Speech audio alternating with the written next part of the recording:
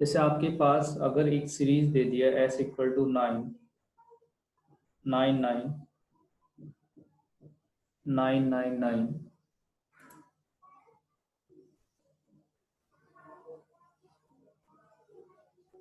ठीक है। इस तरह से अगर आपके पास सीरीज दे रखी है, तो अगर ऐसी कोई सीरीज दी हुई है तो आप क्या करोगे, ठीक है। तो यहाँ पे देखो आपका जो 9 है, इस 9 की जगह आप क्या लिख सकते हो, 10 माइनस ऑफ 1, 10 स्क्वायर माइनस 1,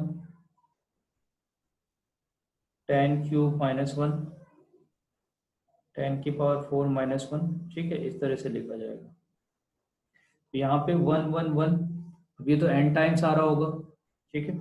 तो क्या मिला, n 10 मिला, 10 स्क्वायर मिला, 10 ऑफ क्यूब मिला, और यहाँ से लेके 10 की पावर n मिलेगा माइनस ऑफ n। तो ये आपका सम है। तो ये वाला जो एक्सप्रेशन है ये तो जीपी है आपका। तो जीपी का फॉर्मूला अप्लाई कर दो, फर्स्ट टर्म। तो फर्स्ट टर्म कितना है यहाँ पे, 10, 1 माइनस, अब देखो कॉमन डिफरेंस यहाँ पे कितना है, ठीक है। आप सेकेंड टर्म को डिवाइडेड बाय फर्स्ट टर्म कर दोगे तो आपको कॉमन रेशियो मिल जाएगा। 10 to the power number of term, यहाँ पे जो पावर आता है ना ये नंबर ऑफ टर्म होता है, ठीक है। ऐसा नहीं है कि यहाँ पे n है तो ये n आ जाएगा डायरेक्टली लास्ट वाला टर्म। आपको यहाँ से काउंट करना पड़ेगा, फर्स्ट से लेके यहाँ तक का जितने नंबर ऑफ टर्म्स होंगे वो यहाँ पे आ रहा होगा, divided by 1 minus 10 minus of n, तो ऑलरेडी हम लिख चुके हैं, ठीक है। तो ये इसका सॉल्यूशन होगा।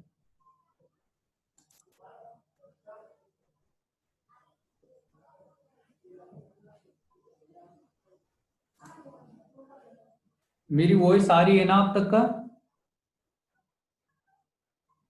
हाँ यस सर। सर। हाँ, ठीक है। तो आप समझ में आया क्या लेना है। अगर इसी के जगह पे मेरा जो टर्म होता वो 10 की पावर 4 से स्टार्ट होता, यहाँ से जीपी स्टार्ट हो रहा होता, और ये 10 की पावर n तक का जा रहा होता, तो फर्स्ट टर्म अभी क्या है, 10 की पावर 4, ठीक है। अभी यहाँ से यहाँ तक का नंबर ऑफ टर्म होंगे वो आप लोगे, सही है ना, ठीक है। या तो आप ऐसे कर लो, या आप इसको ना दूसरी तरीके से क्या कर सकते हो, 10 की पावर 4 कॉमन ले लो, तो यहाँ 1 मिलेगा, 10 मिलेगा, 10 स्क्वायर आएगा, और लास्ट में 10 की पावर n माइनस ऑफ 4 आ जाएगा। तो ये बाहर रहने दो, यहाँ से ये जीपी है। तो फर्स्ट टर्म 1 माइनस 10 की पावर n माइनस 4, देखो 1 2 3 यहाँ से स्टार्ट हो रहा है, ठीक है। 1 2 3 4 यहाँ से स्टार्ट है, और एक ये है, तो n माइनस 4 प्लस 1 करेंगे तो n माइनस कितना हो जाएगा यहाँ पे, 3 होगा क्या? अच्छा, ये बात समझ में आई कि नहीं, ये बताओ। क्या किया, 1 2 3 4 से लेके 1 2 3 यहाँ से स्टार्ट हुआ, n माइनस 4 तक का गया, एक टर्म ये भी है, तो टोटल नंबर ऑफ टर्म कितने हो जाएंगे, n minus 4 plus 1, n minus of 3 number of terms आपको मिलेंगे। तो ये क्या होगा, first term 1 minus r to the power n divided by 1 minus r, ठीक है। इसमें कंफ्यूज तो नहीं रहोगे कि लास्ट में अगर n लिखा है तो डायरेक्टली n लिख देता है, ऐसा नहीं है ये।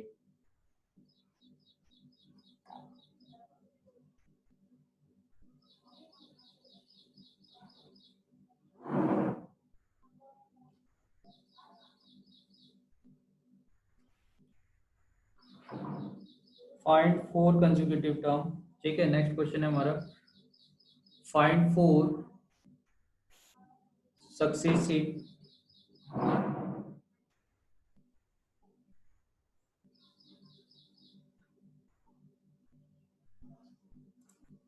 इंटीग्रल टर्म, ठीक है। Find 4 successive integral terms of a GP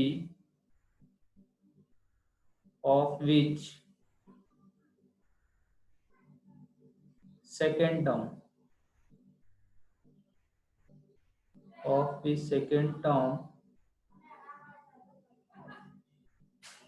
is smaller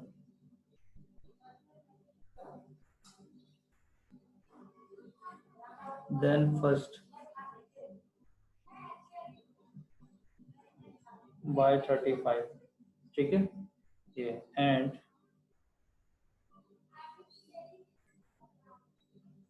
third term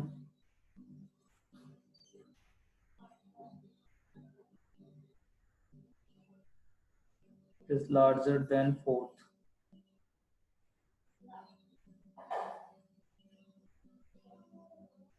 by 560, ठीक है। ये अब देखो वर्ड प्रॉब्लम टाइप का इन्होंने बना दिया। क्या कह रखा है कि find 4 successive integral terms of A GP of which second term is smaller than first term. तो जीपी के 4 सक्सेसिव टर्म ले लेते हैं हम, ठीक है। ए करके भी ले सकते हैं हम, T1 T2 T3 और T4 ले लेते हैं। तो मेरे से ये कह रखा है कि मेरा जो सेकेंड टर्म है वो फर्स्ट टर्म से स्मॉलर है, ठीक है। और कितना स्मॉलर है,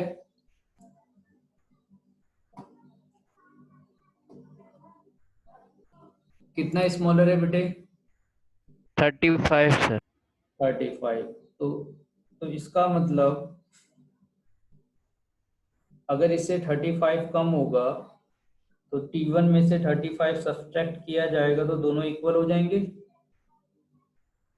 yes sir. Third term is larger than fourth, तो थर्ड टर्म फोर्थ वाले टर्म से कितना लार्जर है, 560। बन गई दो इक्वेशन हमारे पास, ठीक है। अब इसको सॉल्व कर लेना है। तो a r equal to A minus 35 एक equation, a r square a r cube plus 560, ठीक है। तो ये दो इक्वेशन हमारी फाइनली फॉर्म हो गई।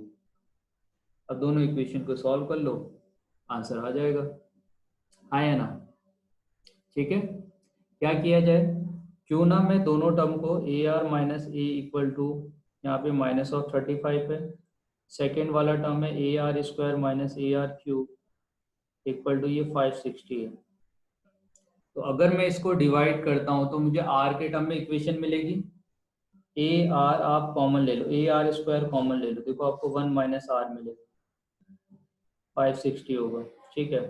सेकेंड में आपने ए कॉमन लिया, आर माइनस 1 मिला, ठीक है, इतना इक्वल टू माइनस 35 है। तो अगर मैं इन दोनों को डिवाइड करता हूँ तो पहले तो आप यहाँ पे माइनस जो है इसको रिवर्स करके, यहाँ पे जो इक्वेशन आ रही है इसको रिवर्स करके माइनस साइन एडजस्ट करोगे, ए कॉमन लिया, 1 माइनस आर इक्वल टू ये 35 हो जाएगा। अब इन दोनों का रेशियो ले लो, ए से ये कैंसिल आउट हो गया, इससे ये कैंसिल आउट हो गया, इससे इसको कैंसिल आउट कर दें,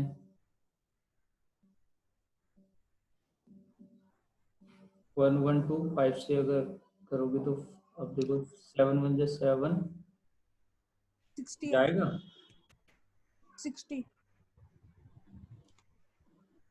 16 16 16 आएगा, हाँ ठीक है। तो आर स्क्वायर इक्वल टू कितना हो गया, 16, आर इक्वल टू क्या हो गया, प्लस माइनस ऑफ 4, ठीक है, क्लियर है बेटे। अब आपको ना ये आर का जो वैल्यू आया है इससे चेक भी करना पड़ेगा, सही है, कि दोनों के लिए आपका टेबल आ रहा है कि नहीं आ रहा है। तो अगर मैं आर का वैल्यू 4 लेता हूँ, ए तो मेरा कितना है, ए निकाला नहीं निकाला, ए नहीं आया अभी, ठीक है। तो हम ए निकाल लेते हैं, आर इक्वल टू 4 के लिए ए क्या आएगा, तो A into R equal to A minus 35, A की आर की जगह 4 लेना है तो 4a minus A equal to minus of 35, तो ये 3a इक्वल टू माइनस 35 होगा, है ना। तो a का वैल्यू कितना आ गया, क्या ये इंटीग्रल है, नो सर। इसका मतलब r का वैल्यू 4 हम नहीं ले सकते हैं, आया ना, क्योंकि हमारा जो जीपी फॉर्म हो रहा है वो किस में हो रहा है, सक्सेसिव इंटीग्रल टर्म्स। r का वैल्यू अगर आपने माइनस ऑफ 4 लिया तो आपको देखो क्या मिलेगा, माइनस ए आर, सॉरी 7 आएगा। है ना। तो यहाँ पे आपका a r equal to A minus 35 हो गया, और यहाँ पे आप माइनस ऑफ 4 ए लोगे, और ये ए होगा माइनस 35। तो a equal to -5, a equal to -35, a equal to कितना आ गया, 7 आ गया। इंट्रीगल आ रहा है, आया ना। हाँ Yes, sir. हाँ अगर ए इंट्रीगल आया तो अब ए आर स्क्वायर सब इंट्रीगल आ जाएगा कि नहीं, क्योंकि आर तो इंट्रीगल है, तो दो इंट्रीगल का मल्टीप्लीकेशन इंट्रीगल ही देगा।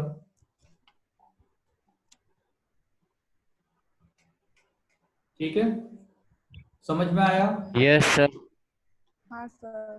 चलिए,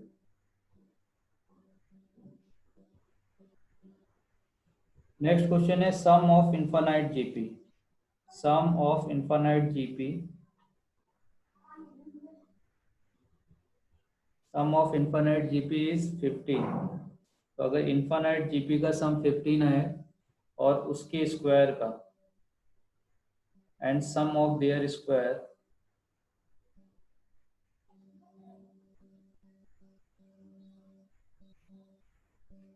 स्क्वायर इज 45, ठीक है, और उसके सम का स्क्वायर का जो सम है वो 45 है, तो आपसे पूछा है कि फाइंड द सीरीज, सीरीज क्या होगा। ठीक है, तो मैं क्या जानता हूँ कि भाई एस ऑफ इनफाइनाइट अगर मुझे कैलकुलेट करना है तो वो ए बाय 1 माइनस आर होता है कि नहीं, आया ना। हाँ सम, Yes, sir. और ये किसके इक्वल है, सम ऑफ इनफाइनाइट सीरीज, वो 15 है, ठीक है। और एस ऑफ इनफाइनाइट अगर स्क्वायर होता तो हर एक टर्म का स्क्वायर होता, ए स्क्वायर हो जाता, ए स्क्वायर आर स्क्वायर हो जाता, ए स्क्वायर, सॉरी ए, ऐसा होता कि नहीं। अगर हमारे पास जीपी फॉर्म करते तो ए आता, ए आर आता, ए आर स्क्वायर आता, ए आर क्यूब, इस तरह से आता। इसका स्क्वायर करेंगे तो ए स्क्वायर होगा, ए स्क्वायर आर स्क्वायर होगा, ए स्क्वायर आर की पावर 4 होगा, ए स्क्वायर आर की पावर 6 होगा, इस तरह से टर्म से जाएंगे। तो फर्स्ट टर्म ए स्क्वायर अगर इनफाइनाइट जा रहा है तो 1 माइनस आर स्क्वायर, ऐसा हो जाएगा। और आपसे कह रखा है इसका सम 45 है। ठीक है बेटे, समझ में आ गया यहाँ तक का, सही है। Yes, sir. हाँ, तो ये हो गया, इसको हम स्क्वायर ले लेते हैं, और ये ऐसा हो गया। अब मुझे दोनों इक्वेशन को सॉल्व करना है, तो दोनों इक्वेशन को सॉल्व करने के लिए किसी ए या आर को एलिमिनेट कर दो।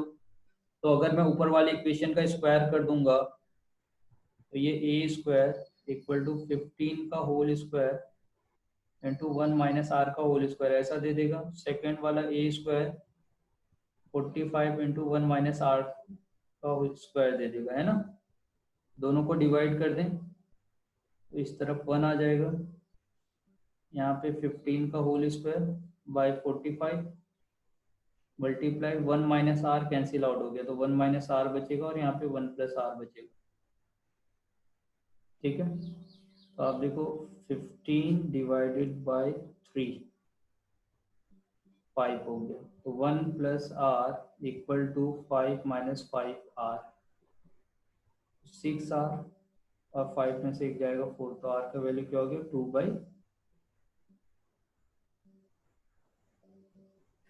2/3 हो जाएगा। अच्छा, इसके आगे निकालो तो दूसरा वैल्यू आर आ गया, ए का कैलकुलेट करो कितना आएगा ए का वैल्यू। हाँ सर। ठीक है, और हम क्या कर रहे हैं, यहाँ से हमने 7 कॉमन ले लिया, तो ये 1 प्लस 11 स्क्वायर 1 1 1 प्लस 1 1 1 1 इस तरह से आएगा। तो 7, इसको 1 प्लस 10 लिख सकते हो, 1 प्लस 10 का होल स्क्वायर, 1 प्लस 10 का क्यूब, ये एक्सप्रेशन इस तरह से जाते ही जाएगा, आया ना। ठीक है, सही है, ऐसे करके जा रहा होगा, सही है।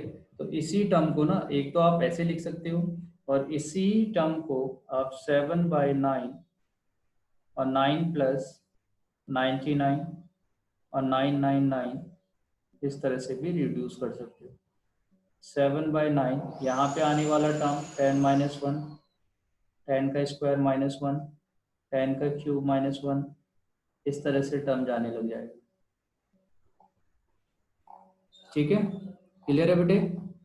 अब अगर आपका टर्म देखो, अब इस वाले टर्म में क्योंकि आपका r का वैल्यू ग्रेटर देन 1 है तो ये इन्फिनिटी तक का तो नहीं जा सकता, तो तब आपको दिया होगा कि nth टर्म तक का इसको कैलकुलेट करो, तो आप इसको nth टर्म तक का कैलकुलेट कर पाओगे, जैसे अभी थोड़ी देर पहले हमने एक क्वेश्चन किया हुआ था इसी में।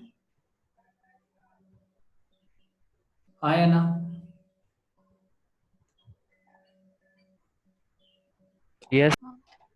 चलिए, नेक्स्ट हम डिस्कस करने जा रहे हैं geometrical mean.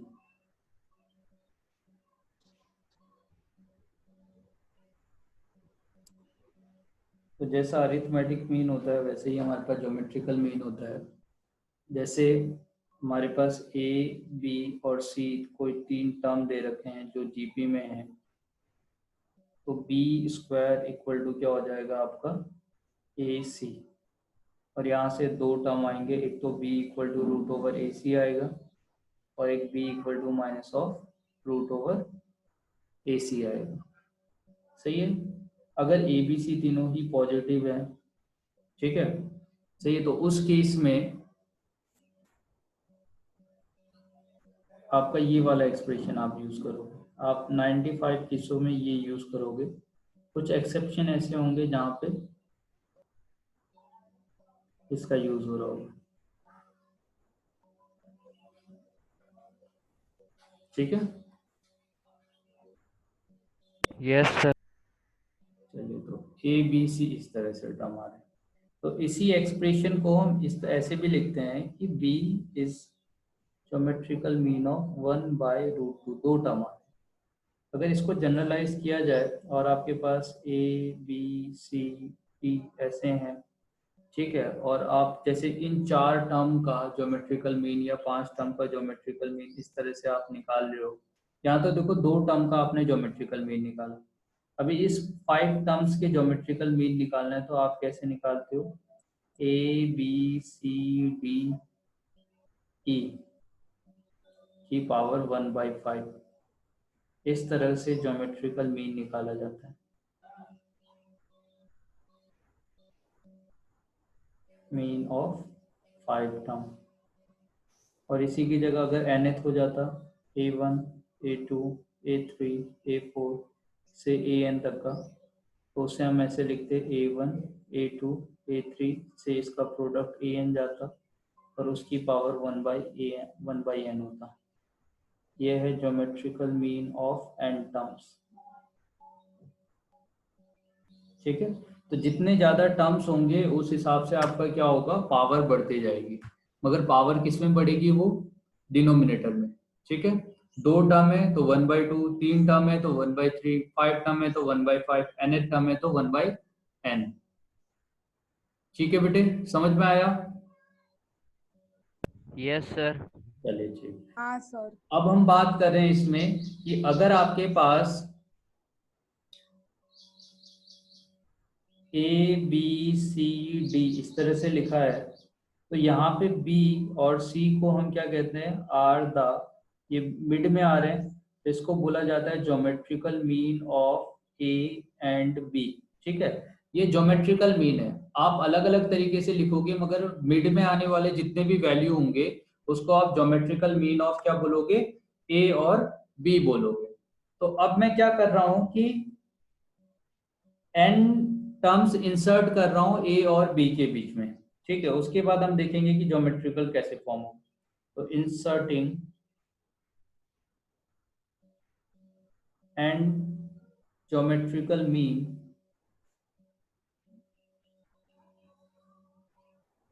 Between a and b. ठीक है, तो ए और बी के बीच में एन ज्योमेट्रिकल मीन इंसर्ट करें। तो फर्स्ट टर्म ए हो जाएगा, G1 G2 G3 G4 से लेके आपका क्या G ऑफ n जाएगा और फिर यहाँ पे B हो जाएगा। ठीक, फर्स्ट टर्म तो ए है, सेकेंड टर्म ए आर होगा, ए आर स्क्वायर होगा, ए आर क्यूब होगा, a r to the power n, और ये वाला term a r to the power n plus 1 हो जाएगा। तो अब b का वैल्यू जो है, b तो a r to the power n plus 1 हो गया। तो यहाँ से मुझे a तो पता है ऑलरेडी, मेरा एम है कि मुझे r पता चल जाए, तो मैं r निकालने की कोशिश कर रहा हूँ। तो b डिवाइडेड बाई a करूंगा तो मुझे r to the power n plus 1 मिलेगा। तो r का वैल्यू कैसे मिल जाएगा, b बाई a की पावर 1 बाई n। तो यहाँ से r का वैल्यू आ गया, और एक बार आपको r मिल जाएगा तो आप कोई भी टर्म कैलकुलेट कर सकते हो। नेक्स्ट बात करते हैं यहाँ पे जितने भी G1, G2, G3 ये टर्म्स हैं, इनका प्रोडक्ट की। तो G1, G2, G3 से लेके आप अगर आप Gn तक का जो टर्म्स है, इन सब का प्रोडक्ट आप लोगे तो ये है a r square, a r cube से लेके आपका a r to the power n जा रहा है। ठीक है, तो यहाँ से आपको जो टर्म मिला, a की पावर n तो मिलेगा क्योंकि n टाइम्स मल्टीप्लाई हो रहा है। दूसरा r की पावर 1 प्लस 2 प्लस 3 से लेके क्या आ रहा होगा, ये n तक का जाएगा। तो a की power n r to the power n plus 1 divided by 2 हो जाएगा। अब आप r का जो वैल्यू है वो वैल्यू पुट कर दो यहाँ पे। तो r का वैल्यू था b बाई a की whole power 1 by n plus 1, और इसकी होल पावर आपके पास दे रखी है n प्लस 1 डिवाइडेड बाई 2। तो दोनों पावर मल्टीप्लाई हो जाए। तो अगर ये पावर आपस में मल्टीप्लाई होगी तो आपको क्या मिलेगा, n प्लस 1 से n प्लस 1 कैंसिल आउट, और ये n बाई 2 मिल गया। तो फाइनली यहाँ से देखो क्या मिला, a की पावर n, b की पावर n बाई 2 और c की पावर n बाई 2। a की पावर n बाई 2, b की पावर n बाई 2। फाइनली अपने को क्या मिल रहा है यहाँ से, a और b की पावर 1 बाई 2 और उसकी पावर n आया ना। तो ये है आपका geometrical mean of a b, और उसकी पावर कितनी हो गई, n। जैसे वहां पे n टाइम्स था ना, arithmetic mean of a b multiply n था जब हमने अरिथमेटिक मीन का सम किया था। तो यहाँ पे ज्योमेट्रिकल मीन का सबका प्रोडक्ट करेंगे तो क्या होगा, geometrical mean of a b और उसकी होल पावर कितनी हो गई, n हो गई। क्लियर है बेटे, समझ में आ गया? हाँ सर। ठीक, नेक्स्ट हम बात करें इसमें कि अगर हमारे पास कोई एक्सप्रेशन दिया है तो हम उसमें कैसे टर्म इंसर्ट करेंगे। मान लीजिए आपको 4 टर्म इंसर्ट करना होता, और ज्योमेट्रिकल मीन बिटवीन कोई दो नंबर ले लेते हैं, मान लीजिए 5 एंड 160 ले लिया। तो अब आप ये देखिए r का वैल्यू कैसे मिलने वाला है, 160 डिवाइडेड बाई 5 की होल पावर, यहाँ पे 4 है। तो यहाँ पे हमने क्या किया था, देखो r कैसे मिला था हमें, b बाई a की पावर 1 बाई n प्लस 1, और n आपका है नंबर ऑफ टर्म जितना आप इंसर्ट कर रहे हो। तो अगर यहाँ पे 4 टर्म इंसर्ट करना है तो ये क्या हो जाएगा, 1 बाई 4 प्लस 1 तो 5 हो जाएगा। तो यहाँ से आपको क्या वैल्यू मिलेगा, इससे कैंसिल आउट करेंगे 32 की पावर 1 बाई 5, यानी 2 दी पावर 5 मल्टीप्लाई 1 बाई 5। तो कितना मिल गया, यहाँ से 2 मिल गया। तो r का वैल्यू 2 आ गया, तो आप वैल्यू पुट करते रहो। फर्स्ट टर्म है 5, तो 5 इंटू ए इंटू आर तो 10 हो जाएगा, a इंटू आर स्क्वायर मतलब 4 इंटू 5 20 हो गया। तो इस तरह से आपके टर्म्स आते जाएंगे, हाँ या ना। या आप ऐसे भी लिख सकते हो 5 इंटू 2, 5 इंटू 2 का होल स्क्वायर, 5 इंटू 2 का क्यूब, 5 इंटू 2 की पावर 4, 5 इंटू 2 की पावर 5, ऐसे करके लिखते जाओ जितने भी टर्म लिखने हैं, आया ना। Yes sir. तो समझ में आया कैसे आप किसी दो नंबर के बीच में ज्योमेट्रिकल मीन वाले जो टर्म है वो इंसर्ट करोगे। G1 से यस सर। G1 G2 से Gn तक का आपके पास जो एक्सप्रेशन दिया है उसका ज्योमेट्रिकल मीन क्या होगा, रूट ओवर ए बी की पावर n हो जाएगा। ठीक है, इससे पहले हमने बात किया कि भाई ABC अगर कोई टर्म है तो उसका मिड वाला टर्म होगा वो ज्योमेट्रिकल मीन है, और उसको हम निकालते हैं b square equal to AC से। यहाँ पे 95 केसों में आपका b equal to root over a b use करोगे, और कुछ एक्सेप्शन ऐसे होंगे जहाँ पे b equal to minus of root over AC वाला वैल्यू भी आएगा।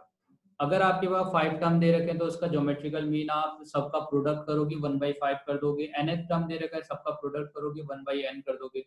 तो ये हमारे बेसिक हो गए। नेक्स्ट हम बात कर रहे हैं, अरिथमेटिक भी हम पढ़ चुके हैं, ज्योमेट्रिकल भी पढ़ चुके हैं। तो अब हम बात कर रहे हैं कि भाई अरिथमेटिक और ज्योमेट्रिकल मीन। तो AM, इसे AM GM इनइक्वलिटी बोला जाता है, AM GM इनइक्वलिटी। ठीक है, तो अभी हम पॉजिटिव नंबर के लिए निकाल रहे हैं, निगेटिव के लिए भी निकाल सकते हैं इससे। ठीक है, मगर सबसे पहले हम पॉजिटिव के लिए इसको कैलकुलेट करें।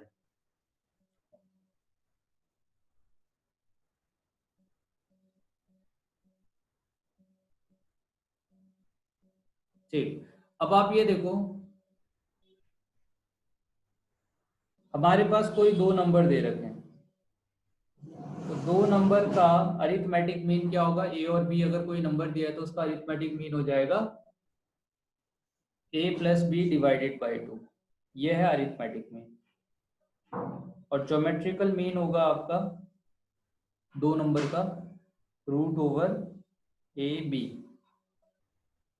ठीक है, तो ये हो गया। तो अब क्या है कि अरिथमेटिक और ज्योमेट्रिकल मीन हमारे पास दे रखे हैं। अब मैं क्या कर रहा हूँ, AM - GM कैलकुलेट कर रहा हूँ, AM - GM। AM - GN अगर करता हूँ तो आप देखो आपको A + B / 2 मिलेगा, -√AB मिलेगा। तो A को आप √A का होल स्क्वायर लिख सकते हो, B को √B का होल स्क्वायर लिख सकते हो, /2 माइनस, अगर A पॉजिटिव है तो आप इसको सेपरेट कर सकते हो, अगर नहीं होता तो सेपरेट नहीं कर सकते थे, है कि नहीं? ठीक है, तो अब आप देखो यहाँ से आपको क्या मिला, √A का होल स्क्वायर प्लस √B का whole square -2 times of √A और √B /2 हो गया। क्लियर है? तो ये हो गया √A - √B का होल स्क्वायर /2। तो अच्छा, ये एक्सप्रेशन हमेशा पॉजिटिव होगा कि नहीं? क्लियर है बेटे? यहाँ पे जो ये यस क्वाड्रेटिक सर। है, ये स्क्वायर आ रहा है, परफेक्ट स्क्वायर, ये हमेशा पॉजिटिव होगा। और इक्वल टू कब हो सकता है?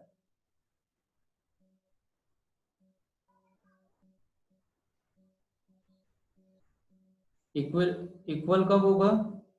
Equality hold when √A = √B। या आप ऐसा बोलो कि A और B जब इक्वल हो जाएंगे तब जाके ये वाला एक्सप्रेशन माइनस ये एक्सप्रेशन =0 दे देगा। तो मुझे क्या मिला है कि AM - GM is greater than equal to 0। तो AM वाला जो टर्म है वो हमेशा किससे बड़ा होगा? ज्योमेट्रिकल मीन से बड़ा होगा, हाँ या ना? ठीक है, मगर इक्विलिटी कब होल्ड होगी? बोलो, इक्विलिटी कब होल्ड होगी? जब दोनों ही क्वांटिटी जब इक्वल हो सर। इक्वल हो जाए बेटे, बहुत बढ़िया। तो अब जो चीज हमने दो के लिए पढ़ रखा है वही हम n टर्म्स के लिए पढ़ते हैं। तो n टर्म्स के लिए भी आपका सेम ऐसे ही होगा, A1 A2 A3 से लेके, अगर आपके पास AN है तो इतना डिवाइडेड बाय आप क्या ले लो, n ले लो। ठीक है, और ये जो एक्सप्रेशन है ये ग्रेटर देन क्या हो जाएगा, A1 A2 A3 से AN। सही है, और इसकी पावर कितना होगा, 1/n। यहाँ पे भी आपको समझ में आ रहा है इक्विलिटी कब होल्ड होने वाली है? Equality hold when A1 A2 A3 से लेके AN सभी क्या होंगे, इक्वल होंगे, हाँ या ना? Yes sir. चलिए, अब देखो इक्विलिटी होल्ड करने का मतलब क्या है। आपको एक बात समझ में आ रही है कि AM हमेशा GM से ग्रेटर है। तो अगर अरिथमेटिक मीन का या ये वाला एक्सप्रेशन का, ठीक है, आपको मिनिमम वैल्यू चाहिए होगा तो मिनिमम वैल्यू तो इसके इक्वल है, क्योंकि AM तो हमेशा किससे बड़ा है, GM से बड़ा है, हाँ या ना? तो अगर अरिथमेटिक मीन हमेशा ज्योमेट्रिकल मीन से बड़ा होगा तो AM का मिनिमम वैल्यू अगर आपको निकालना है तो वो मिनिमम वैल्यू ज्योमेट्रिकल मीन के इक्वल होगा। आया ना? Yes sir. समझ में आया कि अरिथमेटिक मीन का मिनिमम वैल्यू या ऐसा कोई एक्सप्रेशन है जिसका मिनिमम वैल्यू निकालना है तो वो ज्योमेट्रिकल मीन के इक्वल है। सही है। कंडीशन क्या है कि ए और बी ये तभी अप्लाई आप करोगे जब ए और बी दोनों ही पॉजिटिव होंगे। ठीक है। Yes sir. चलिए, तो अब इसको हम क्वेश्चन के थ्रू समझते हैं। मान लीजिए आपके पास x अगर पॉजिटिव दे रखा है और आपसे कहा है कि फाइंड मिनिमम वैल्यू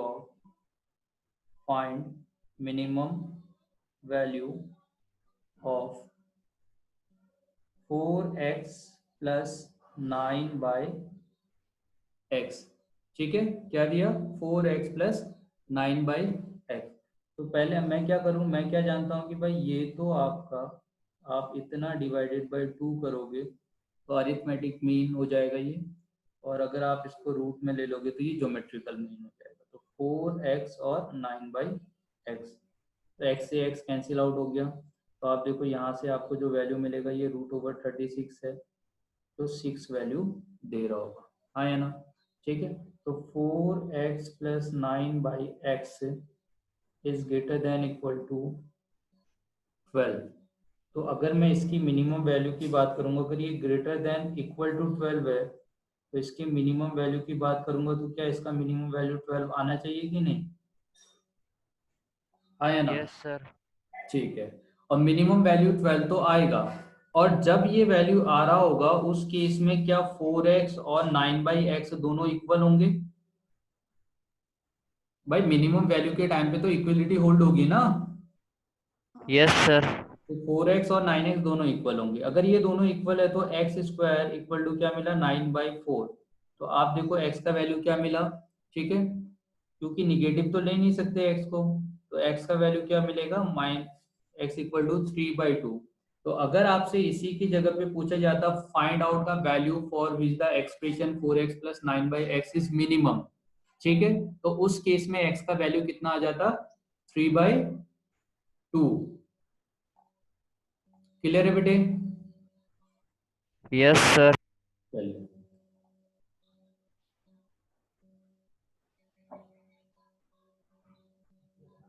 नेक्स्ट हम बात कर रहे हैं कि मान लीजिए आपको BC इक्वल टू 16 दे रखा है और आपसे कहा कि find the minimum value of B plus C। ये तो बड़ा आसान है, B plus C divided by 2 is greater than equal to √BC। तो B प्लस C का मिनिमम वैल्यू अगर आपको निकालना है तो आपका 2 टाइम्स ऑफ BC कैलकुलेट कर लो। आया ना? तो जब मिनिमम वैल्यू की बात करोगे तो ये मिनिमम वैल्यू कितना होगा? 2 times of √BC, equality hold हो जाएगी। तो 2 टाइम्स ऑफ √16 कितना आ गया? 8। आया ना? Yes sir. और ऐसा होगा कब? ऐसा कब होगा? जब a इक्वल टू बी होगा, और a इक्वल टू बी होगा तो आप ये देखो a प्लस बी दोनों 2b इक्वल टू 8, तो b का वैल्यू कितना आ गया? 4। तो जब दोनों का वैल्यू 4 होगा उस केस में जाके आपको मिनिमम वैल्यू मिल जाएगा b प्लस सी का, है ना? अब देखो यहाँ से एक और बात हमको समझ में आती है, यही चीज का यूज आप ना बाद में जाके कहाँ करोगे। ये आपका दो टर्म का प्रोडक्ट है, सही है। प्रोडक्ट का मतलब है कि मान लीजिए, इसी का यूज ना आप 12th में भी आगे करोगे, कि मान लीजिए आपको एक एरिया दिया, ठीक है, और ये एरिया का आपसे आपसे कहा कि भाई आपके पास एक एरिया दिया हुआ है जो 16 है, ठीक है। तो मिनिमम पेरीमीटर आपको इस तरह से इस एरिया को एडजस्ट करना है कि आपको मिनिमम पेरीमीटर मिले। क्वेश्चन समझ में आया क्या कह रहा हूं मैं? आपके यस पास सर। जैसे एक रेक्टेंगुलर आपके पास शेप दे दिया तो इसमें लेंथ इनटू ब्रेथ होगा, तो ये टोटल जो एरिया है वो आपका है 16। अब आप इस 16 से ना कैसा भी फिगर बना सकते हो, आपको तो एरिया दे रखा है, तो आपको अगर एरिया दिया है तो आप इस वाले पोर्शन को कैसे भी बना सकते हो। आप इस तरह से भी बना सकते थे, आप ऐसे करके बहुत लेंदी भी बना सकते थे, ठीक है, और इस वाले पोर्शन को आप ऐसे भी बना सकते हो। तो आप अलग अलग टाइप के फिगर बना सकते हो। तो इन सभी फिगर में क्या होगा कि इसका पेरीमीटर जो है जिसे आप 2 times of l plus b कह रहे हो, तो अल्टीमेटली आप तो एल प्लस बी निकाल रहे हो पेरीमीटर निकालने के लिए। तो अब क्या होगा, इसमें पेरीमीटर सब केस में अलग अलग वेरी कर रहा होगा। मगर आपसे जब मिनिमम पेरीमीटर पूछा गया, तो आप जब मिनिमम पेरीमीटर निकालोगे, तो मिनिमम पेरीमीटर क्या आप एएम जीएम का यूज करके ऐसे ही निकालते, आया ना? Yes sir. ठीक है। तो आप दूसरी बात क्या याद रखोगे, जब आपको मिनिमम पेरीमीटर निकालना है तो उस केस में लेंथ और ब्रेथ दोनों ही इक्वल होगा, हाँ या ना? दोनों ही इक्वल होगा ना, तभी जाके आपको मिनिमम पेरीमीटर मिल रहा होगा। Yes sir. ठीक है, तो कभी भी आपके पास एरिया दिया है, मिनिमम पेरीमीटर पूछा गया है, तो आप एएम जीएम का यूज करके सॉल्व कर सकते हो उसको।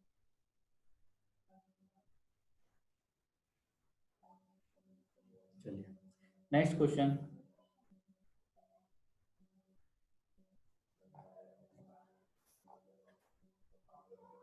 टू ए प्लस बी का वैल्यू 6 दे रखा है। आपसे पूछा गया find the maximum value of a square b. ठीक है, क्या पूछा गया है? Maximum value of a square b and maximum value of a b. तो दो अलग अलग क्वेश्चन इसमें पूछे गए, सही है। अभी तक का हम मिनिमम के ऊपर काम कर रहे थे, अब हम मैक्सिमम कैलकुलेट करने जा रहे हैं कि मैक्सिमम कैसे निकालेंगे। एक्चुअली क्या है कि आपको देखो यहाँ पे ए स्क्वायर बी बोला गया है, तो ये आपका जीपी वाला टर्म है, तो इसमें 3 टर्म है, ए और बी, आया ना? और इस वाले में जीपी जीएम में 2 ही टर्म है, ए और बी। क्लियर है बेटे? सही है। यहाँ पे कितने टर्म है? 3 टर्म्स है। तो अब आप ये देखो, इस 3 टर्म को मैं ए प्लस बी ऐसे लिख सकता हूँ। तो अगर 3 टर्म्स है तो डिवाइडेड बाई 3 होगा, ए बी, और 3 टर्म है तो क्या आएगा यहाँ पे, क्यूब रूट आएगा, आया ना? ऐसा लिखा जा सकता है। Yes sir. ठीक है, अब ये देखना, इस चीज को समझना, ऐसे भी लिख सकते हैं हम, ऐसे भी, क्योंकि यहाँ पे ए बी 3 टर्म्स थे, तो 3 टर्म्स का प्रोडक्ट था, तो इसे हमने क्या लिखा, ए और बी, और ये 1/3 हो गया। अब क्योंकि यहाँ पे जो 2a प्लस बी वाला टर्म है, 2a प्लस बी, इसका वैल्यू मुझे दिया हुआ है, सही है, ये वैल्यू दिया है, और यहाँ पे ए स्क्वायर प्लस बी की पावर 1/3 है, जिसका मैक्सिमम टर्म मुझे निकालना है। तो ये तो 6 है, 6 से डिवाइडेड बाई 3 करोगे तो आपको 2 मिल जाएगा। तो 2 is greater than a square b की पावर 1/3। अगर आपने क्यूब किया तो ये 8 हो जाएगा, और यहाँ पे ए स्क्वायर प्लस बी मिलेगा। तो आप देखो ए स्क्वायर प्लस बी की मैक्सिमम वैल्यू कितनी होगी, 8 होगा क्या? नहीं समझ में आएगा, बताना मुझे। सर कैसे 8? अच्छा, इस ये मैक्सिमम कहां तक का जा रहा है? 8 आपसे कह रखा है 8 is greater than equal to ये, तो इसका वैल्यू इंक्रीज होगा होगा होगा होगा, और ये तो हमेशा इससे छोटा है ना, 8 से। Yes sir. तो इसका मैक्सिमम कहां तक का जा सकता है, जब इक्वलिटी होल्ड होगी, तो इसका मैक्सिमम कहां तक का जा सकता है? 8 तक। 8 तक का 8 जाएगा। आ गया सर। आ गया? दोनों में डिफरेंस समझ में आया आपको? यस। चलिए ठीक है बेटे। तो आप देखो, मिनिमम भी पूछा जा सकता है आपको क्वेश्चन, मैक्सिमम भी पूछा जा सकता है। और दूसरी बात क्या, कि ये टर्म जो आपके पास दे रखा है, ये इक्विलिटी कब होल्ड होती है? When all the terms are equal. तो अगर सभी टर्म्स इक्वल हैं तो ये कितना होगा, 3a हो जाएगा, और 3a इक्वल टू कितना हो गया, 6। तो a का वैल्यू कितना आया यहाँ से, 2। तो आपसे 2 क्वेश्चन पूछे जाते हैं, एक तो ये पूछा जाता है for which value of a square b attend maximum value, a के किस वैल्यू के लिए ये मैक्सिमम वैल्यू अटेंड करेगा, एक ये क्वेश्चन पूछा जा सकता है। या आपसे पूछेगा कि भाई इस वाले एक्सप्रेशन की मैक्सिमम वैल्यू कितनी होगी। क्या दोनों तरह के क्वेश्चन हम कर पाएंगे? Yes, sir. ठीक है बेटे। अब देखो इसी टर्म को मैं दूसरे तरीके से भी लिख सकता था, क्योंकि अगर मुझे ए बी का निकालना है तो 2a वाले टर्म को आप एक सिंगल टर्म मान के चलो, तो यहां से आपको 2a और b इस तरह से मिलता। तो अब इसका वैल्यू जो दिया है यहाँ पे, जो एक्सप्रेशन दे रखा है, इसका वैल्यू कितना है आपका 6 गिवन है, आया ना। तो ये वैल्यू आपका 6 दिया हुआ है, तो 6 से divided by 2 is greater then, ये 2ab की पावर 1/2 हो गई, ये 3 हो गया, यहाँ पे 2ab हो गया, अगर आप स्क्वायर करोगे तो 9 हो जाएगा और ये 2ab होगा। तो अभी बताओ कि ab की मैक्सिमम वैल्यू कितनी हो जाएगी? 9/2, sir. 9/2। क्लियर है? दोनों क्वेश्चन समझ में आ गए?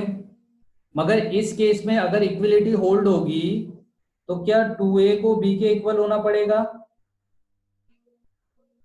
Yes, sir. हर एक टर्म को, ईच टर्म इक्वल ना, तो ये टर्म इसके इक्वल होगा, तो 2a इक्वल टू b हो गया। अगर 2a इक्वल टू b हो गया तो 2a प्लस b का जो वैल्यू होगा वो 4a हो जाएगा, और 4a मेरा 6 के इक्वल है, तो a का वैल्यू आ जाएगा आपका यहाँ से 3/2। ठीक है बेटे, और b का वैल्यू आ जाएगा आपका 3। तो इस तरह से आप दो क्वेश्चन में एक साथ करवा रहा हूँ, एक तो मैक्सिमम वैल्यू निकालना और दूसरा उसमें किस टर्म का वैल्यू आएगा। नेक्स्ट टाइप का इसी तरह से क्वेश्चन लेते हैं और थोड़ा एक्सटेंड करते हैं इसको। मान लीजिए आपके पास 2a वाला टर्म दे रखा है, 2a प्लस 3b प्लस आपका 2c दिया है, तो इतना इक्वल टू 7 दिया है। सही है, आपसे पूछा गया कि फाइंड मैक्सिमम वैल्यू, तो मैक्सिमम वैल्यू आपको कैलकुलेट करना है। और आप देखो मैक्सिमम वैल्यू आपसे किसका पूछा, a स्क्वायर b क्यूब और c स्क्वायर का। क्लियर है, क्वेश्चन समझ में आया? 2a plus 3b plus 2c equal to 7 दिया और मैक्सिमम वैल्यू आपसे पूछा गया है। तो अभी आपको समझ में आ रहा है कि यहाँ पे नंबर ऑफ टर्म कैसे लेंगे हम। ठीक है, तो आप a स्क्वायर है यानी a मल्टीप्लाई a है, b multiply b multiply b है, और c मल्टीप्लाई c है। इसका मतलब टोटल टर्म आपने कितने ले रखे हैं, 1 2 3 2 2 4 और 3 6, तो 1/7 टर्म्स लिए हैं। तो इसी टर्म को आप ऐसे भी लिख सकते हो ना, यहाँ पे a plus a, b plus b plus b, c plus c divided by कितना होगा, 7 होगा कि नहीं। ठीक है, अब आप देखो एक बात कंफ्यूजन होता है कि मैं ऐसे कैसे लिख रहा हूं। एक्चुअली क्या है, यहाँ पे जो पावर आएगा ना वो डिसाइड करेगा कि हमको किसके टर्म में लिखना है। पावर जितना बढ़ते जाएगा आप उसके टर्म में ईच टर्म को ऐसे लिखते जाओ।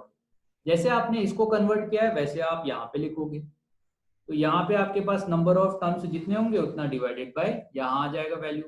तो आपके पास ये एक्सप्रेशन हो गया। देखिए ये एक्सप्रेशन जो है वो तो आपका 2a प्लस 3b प्लस आपका 2c है, और इसका वैल्यू आप ऑलरेडी जानते हो, तो ये 7/7 हो गया, is greater than equal to a square b cube c square की होल पावर 1/7 है, तो यहाँ पे 1 आएगा, 1 की पावर 7 लोगे और ये आपका a स्क्वायर b क्यूब और c स्क्वायर हो जाएगा।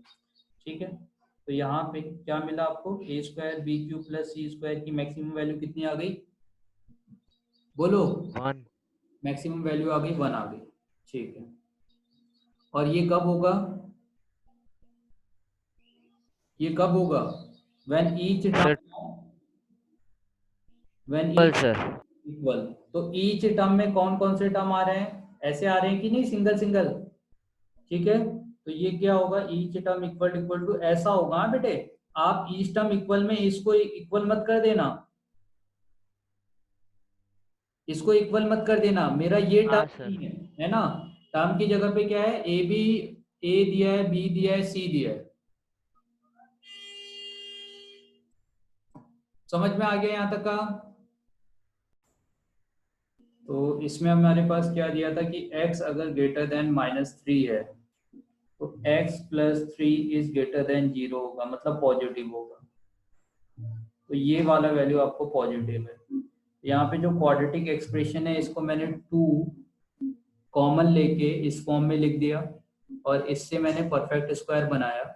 जब मैंने इसको परफेक्ट स्क्वायर बनाया तो ये x प्लस 3 का होल स्क्वायर प्लस 8 हो गया, और डिवाइडेड बाय x प्लस 3। तो जब भी मेरे पास ऐसा कोई एक्सप्रेशन मिलेगा और मिनिमम वैल्यू टाइप का पूछा है तो मैं उसे आपका AMGM के फॉर्म में रिप्रेजेंट करने की कोशिश करूंगा। तो मैंने इसके फॉर्म में रिप्रेजेंट कर दिया और इतना डिवाइडेड बाई 2। तो अब देखो AMGM अप्लाई किया यहाँ पे तो हमें कितना मिल गया, 8 मिल गया। अच्छा, एक तो ये हो गया। दूसरी बात क्या है, यहाँ से एक दूसरा क्वेश्चन पूछा जाता है, for which value of x, x की किस वैल्यू के लिए दोनों इक्वल है। तो इसके लिए मुझे क्या करना पड़ता है, यहाँ पे टर्म्स कौन से हैं, एक तो ये टर्म है और दूसरा कौन टर्म है, ये। तो क्या दोनों ही टर्म इक्वल होने चाहिए, तभी तो इक्वलिटी होल्ड होगी, हाँ या ना। जब दोनों टर्म इक्वल होंगे तभी तो इक्वलिटी होल्ड होगी ना बेटे। तो अब Yes, sir. यहाँ से अपने को क्या मिल रहा है, x प्लस 3 का होल स्क्वायर इक्वल टू 4। तो एक्स स्क्वायर आया प्लस 6x आया प्लस 9 इक्वल टू 4 आ गया। क्लियर है। या आप इस टर्म को देखो दूसरे तरीके से भी तो लिख सकते थे, यहाँ से x plus 3 equal two plus minus of 2। तो x इक्वल टू कितना हो जाएगा बेटे, minus of 3 plus minus of 2। तो एक तो -5 देगा, एक आपको माइनस ऑफ 1 देगा। तो अब इस कंडीशन को भी सेटिस्फाई करना चाहिए कि x इज ग्रेटर देन -3। तो अगर -3 से ग्रेटर वैल्यू आपको लेना है तो -5 इधर आता है, -1 इधर आता है, तो कौन सा वैल्यू लिया जाएगा x का, -1 वाला वैल्यू। ठीक है। तो एक क्वेश्चन ये हो। सेकेंड क्वेश्चन आपके पास जो दे रखा है वो क्या है कि x plus y plus z equal to 55 है। और अब आप देखो आपको वैल्यू किसका निकालना है, किसका मैक्सिमम वैल्यू निकालना है, एक्स स्क्वायर वाई की पावर 4 और जेड की पावर 5। इसका मतलब आपको ये देख के समझ में आ रहा है ना हमें कौन कौन से टर्म लेना है, एक्स 2 बार लेना है, वाई कितनी बार लेना है, 4 टाइम्स, और जेड कितनी बार लेना है बेटे, आया ना। ऐसा लेना पड़ेगा क्या ज्योमेट्रिकल मीन में। Yes, sir. ठीक है, तो नंबर ऑफ टर्म काउंट करो कितने हुए, 1 2 3 4 5 6 7 8 9 10। 11. तो अब आपका यहाँ पे 1/11 पावर आ गई। तो जैसा आपने यहाँ लिया है वैसा ही आपको इधर भी लेना पड़ेगा। अब आप देखो x, इसको आप क्या ले सकते हो, आपको तो यहाँ पे ऐसा एक्सप्रेशन चाहिए था, मगर यहाँ पे आपको क्या दे रखा है कि x plus y plus z का वैल्यू गिवन है, तो आप इसी के बेसिस पे यहाँ पे लिखोगे टर्म। तो मैं चाहता हूँ कि x को 2 बार लिखूं एडिशन में, मगर x ही मिले।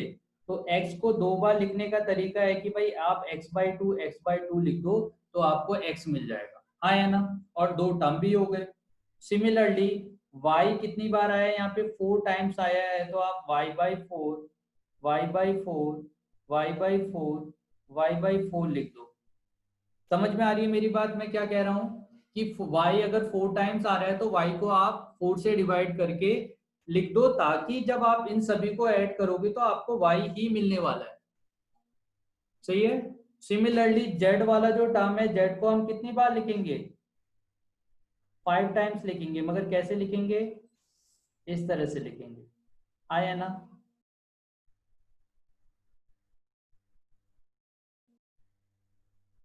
क्लियर है बेटे, Yes, sir.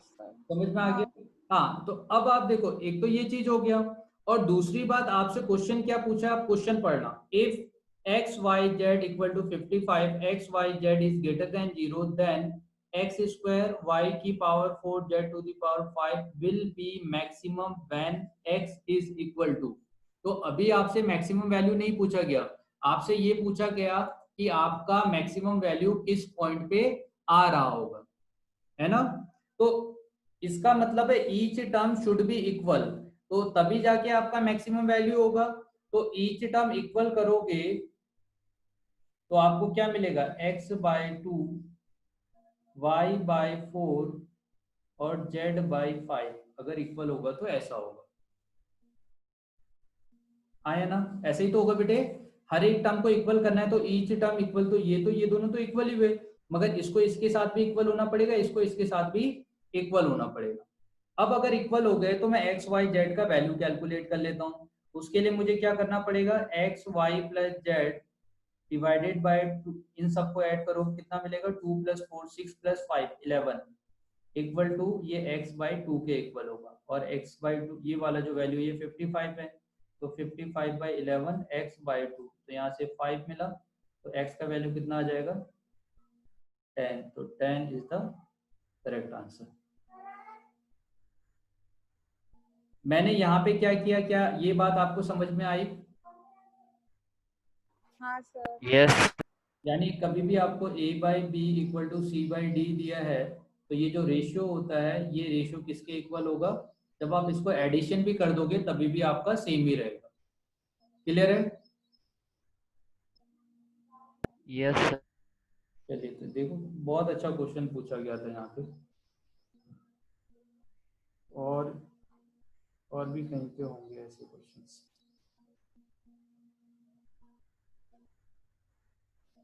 ठीक है, तो मैं कल आपको इसके बाद कुछ और, चलिए अभी तो टाइम है ना हमारे पास,